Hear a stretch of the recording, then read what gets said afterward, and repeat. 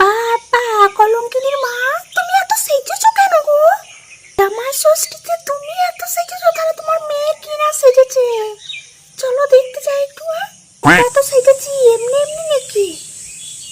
তোরা জানিস আমি যা কিছু কথা বলি মুখের সামনে উচিত কথা বলে দিই, তোদের মতন নয় ঘুমটা আড়ালে আমি থাকি না। যা বলি উচিত কথা বলি।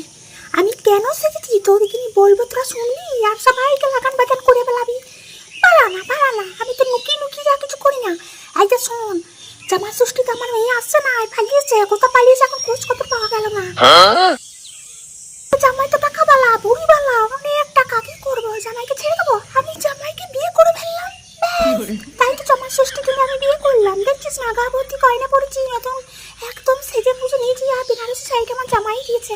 আর জামাই বিপর্ষী বোন আমাকে পছন্দ করে, আমি ভাবলাম জামাই ফসকে যাবে, অন্য মেয়েকে বিয়ে করে নেবে, আমার মেয়ে তো পালিয়েছে, কি করবো?